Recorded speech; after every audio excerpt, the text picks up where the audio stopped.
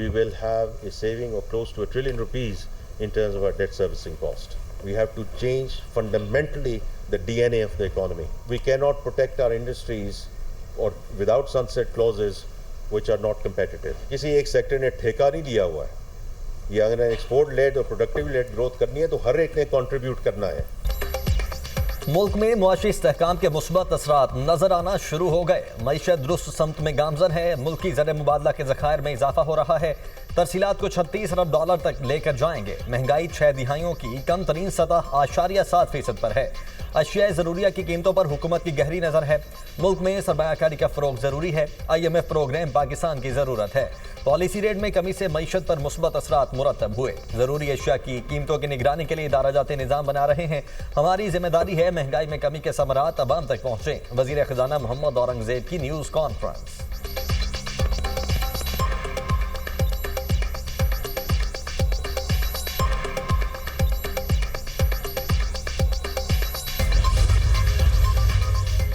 सदर मुस्लिम लीग नून नवाज शरीफ की बिजली की कीमतों में कमी पर आवाम को मुबारकबाद। बिजली की कीमतों में हालिया कमी से महंगाई मजीद कम होगी।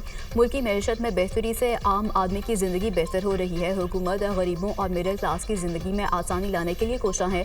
हुकूमत की मुसलसल कोशिशों से महंगाई का खात्मा मुमकिन होगा। नवाज शरीफ की एहसन इकबाल को पार्टी के सूबाई सतह पर इजलास बुलाकर हुकूमती इक़दाम की तहसीन करने की हिदायत।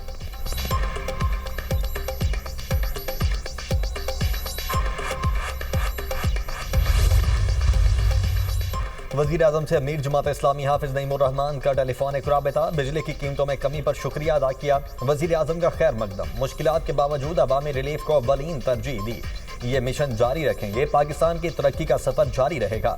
वज़ीर आज़म की गुफ्तगू। दोनों रहनुमाओं का निहत्ते फ़लस्तीनियों पर इसराइली जुल्म सितम पर आलमी कुव्वतों की खामोशी पर तशवीश का इजहार। वज़ीर आज़म का फ़लस्तीनियों की हर फोरम पर हिमायत जारी रखने के अज़्म का एआदा।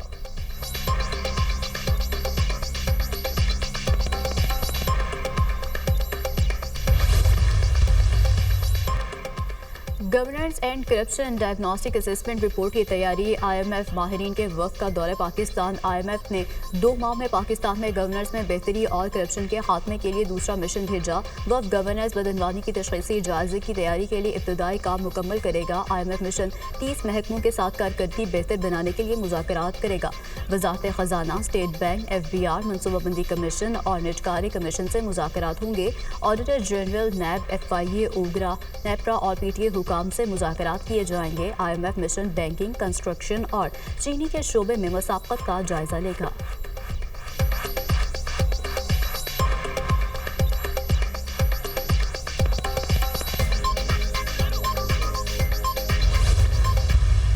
ग्रेजुअली उनके मार्कर्स, हालात, फिजिकल हालात सब बेहतर होते चले गए हैं और अब वो बहुत बेहतर है और मेरा ख्याल है कल नहीं तो परसों वो डेफिनेटली यहाँ से डिस्चार्ज हो जाएंगे। मुझे अफसोस है कि सोशल मीडिया और ख़ास तौर से भारतीय चैनल जो हैं वो बेबुनियाद मन धड़क खबरें चला रहे हैं जिनका कि हकीकत से कोई ताल्लुक़ नहीं है।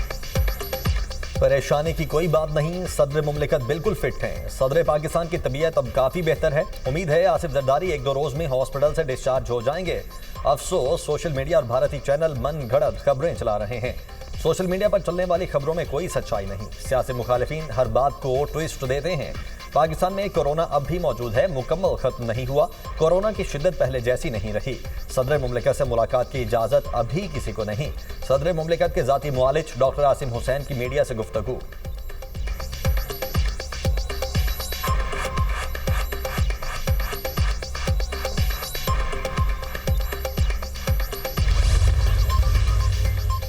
सीनियर वज़ीर पंजाब मरीम औरंगज़ेब की ज़ेर सदारत इजलास। मुख्तलिफ प्रोग्राम्स, मनसूबों और अवामी खिदमत के इक़दामात का तफसीली जायज़ा। इजलास को रिंग रोड मनसूबे पर अब तक की पेशरफ्त पर ब्रीफिंग। दिसंबर में तकमील यकीनी बनाने की हिदायत। नालादारी मनसूबे की फिजिबिलिटी अगले 3 माह में तैयार करने की हिदायत की गई। मरीम औरंगज़ेब ने सुथरा पंजाब प्रोग्राम में सामने आने वाली कमजोरियाँ दूर करने का हुक्म दे दिया। कहा, वज़ीर आज़म और वज़ीर आला पंजाब की अव्वलीन कोशिश अवाम को रिलीफ फराहम करना है। इंतज़ामिया और अवामी नुमाइंदगान के मिलकर काम करने से आम आदमी को रिलीफ मिलेगा।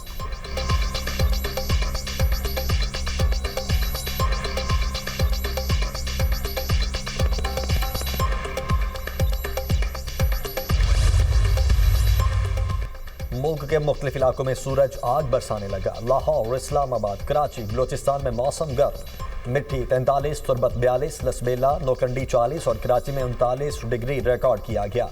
आइंदा 2 से 3 रोज में सिंध और जनूबी पंजाब में गर्मी की शिद्दत में इजाफा मुतवक्के।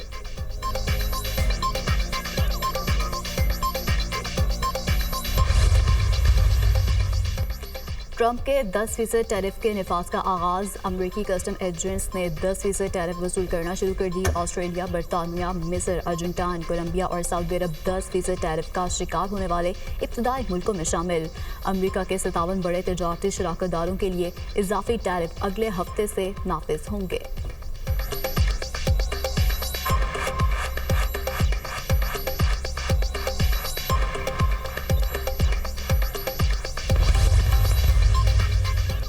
चीन ने जल्दबाजी और घबराहट में बड़ी गलती कर दी। ये वो गलती है जिसके नतायज चीन बर्दाश्त नहीं कर सकेगा। अमरीकी सदर डोनाल्ड ट्रंप का चीन की जानिब से अमरीका पर लगाए गए जवाबी टैरिफ पर रद्द-ए-अमल। चीन की वजारत खजाना ने 10 अप्रैल से अमरीकी दरामदात पर 34% टैक्स लगाने का ऐलान किया है।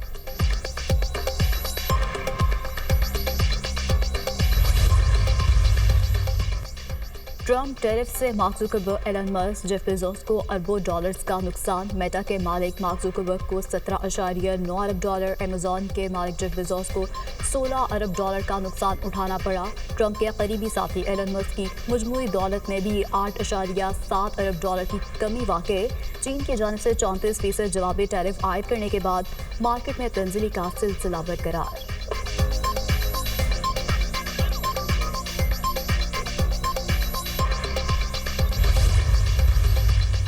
अमरीकी सदर ने द ट्रंप कार्ड के नाम से गोल्ड कार्ड मुतारिफ करवा दिया। ट्रंप ने EB-5 immigrant investor visa program को गोल्ड कार्ड में तब्दील कर दिया। अब कोई भी 50 लाख अमरीकी डॉलर्स में अमरीकी शहरियत खरीद सकता है। अमरीकी सदर ने प्रेस कॉन्फ्रेंस के दौरान अपनी तस्वीर वाले गोल्ड कार्ड की रूनुमाई की।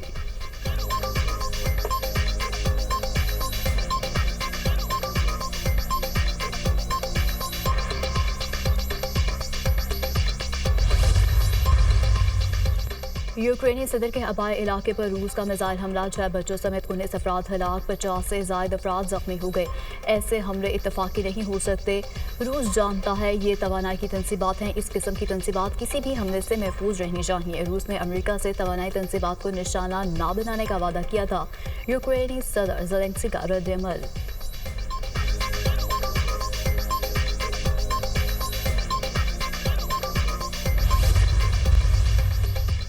अमेरिका के यमन में हौसियों पर हमले जारी। ट्रंप ने यमनी हौसियों पर अमेरिकी ड्रोन हमले की वीडियो शेयर कर दी। वीडियो में 70 अफराद को ड्रोन हमले में निशाना बनाते दिखाया गया है। ये तमाम हौसी हमलों से मुतल्लिक हिदायत लेने के लिए जमा हुए थे, लेकिन अब ये हमले करने के काबिल नहीं रहे। हौसी अब कभी हमारे बहरी जहाज नहीं डुबो सकेंगे। हमले से मुतल्लिक ट्रंप का बयान।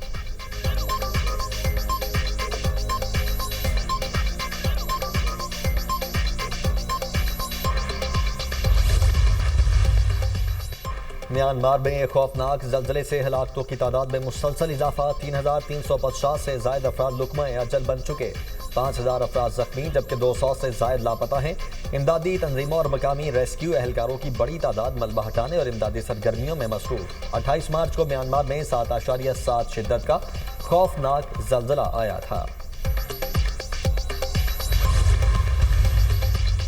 पाकिस्तान क्रिकेट टीम इंतजामिया की शायकीन की जानिब से कौमी प्लेयर से बदज़बानी की मजम्मत।